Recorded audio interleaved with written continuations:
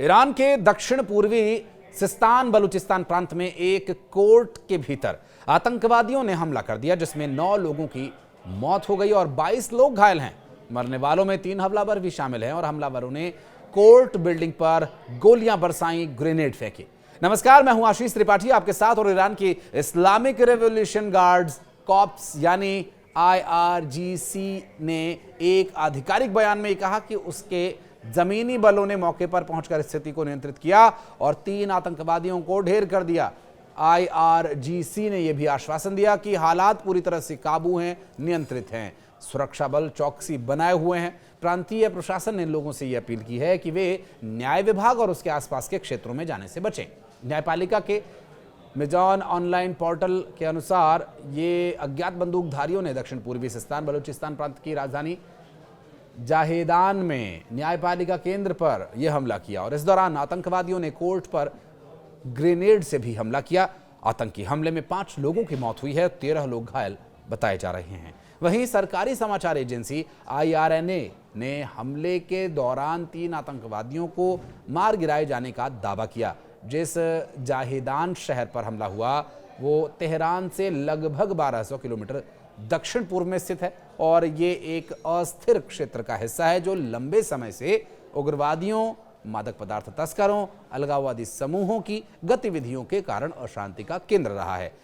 ये प्रांत पाकिस्तान और अफगानिस्तान की समस्याओं से सटा हुआ है और इस क्षेत्र में अक्टूबर 2023 में हुई एक सबसे घातक घटना में 10 ईरानी पुलिस अधिकारी मारे गए थे, जिसे अधिकारियों ने भी एक आतंकी हमला बताया था। रिपोर्ट के मुताबिक सिस्तान बलूचिस्तान प्रांत के उप पुलिस कमांडर अलीरेजा दलीरी ने यह बताया कि हमलावरों ने आम लोगों के वेश में इमारत में घुसने की कोशिश की। उन्होंने बताया कि हमलावरों ने इमारत में ग्रेनेड फेंका, जिसके अंदर मौजूद 1 वर्षीय बच्चे और बच्चे की मां सहित कई लोग मारे गए। पिछले साल अक्टूबर में इस इलाके में आतंकियों ने हमला किया था, जिसमें 10 पुलिस कर्मचारियों की मौत हुई थी।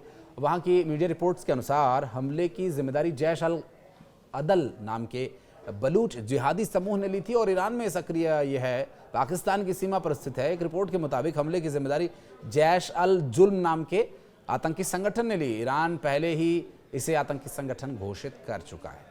दरअसल इसकी स्थापना साल 2012 में हुई थी।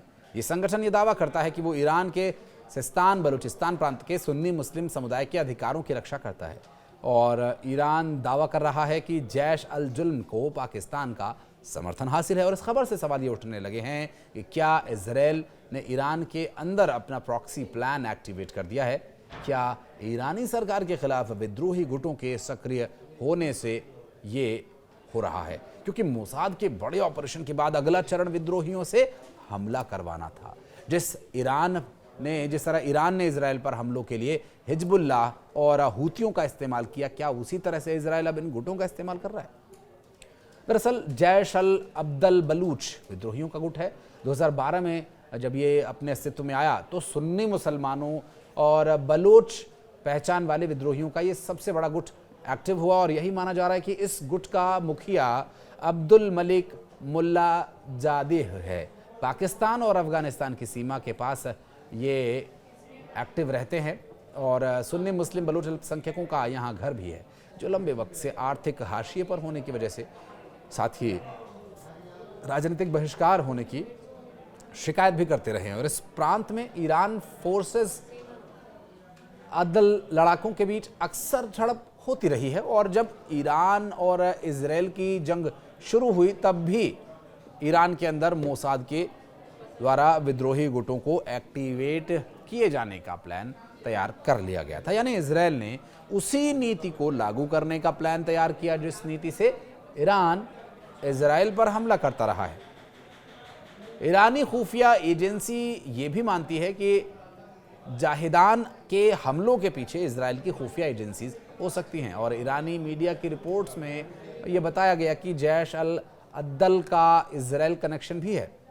तंसीम जो कि एक न्यूज़ एजेंसी है, इसकी रिपोर्ट यह है कि इजराइल 2024 से जैश अल अद्दल को फंडिंग कर रहा है और 2024 में इजरायली समूह जैश अदल को फंडिंग कर रहा था और जैश अल अदल ने फंड लेने के लिए एक क्रिप्टो करेंसी वॉलेट का एड्रेस जारी किया था और इजरायली गुटों ने इस वॉलेट का एड्रेस इंटरनेट पर खूब साझा किया था। इजरायली सोशल मीडिया अकाउंट्स ने लिखा था कि इलेक्ट्रॉनिक वॉलेट ईरान के खिलाफ स्वतंत्रता सेनानियों का है और जितना हो सके उनका समर्थन करें। संभव है कि इजरायल ने क्रिप्टो के जरिए बलोच संगठनों को मदद दी हो सकती है।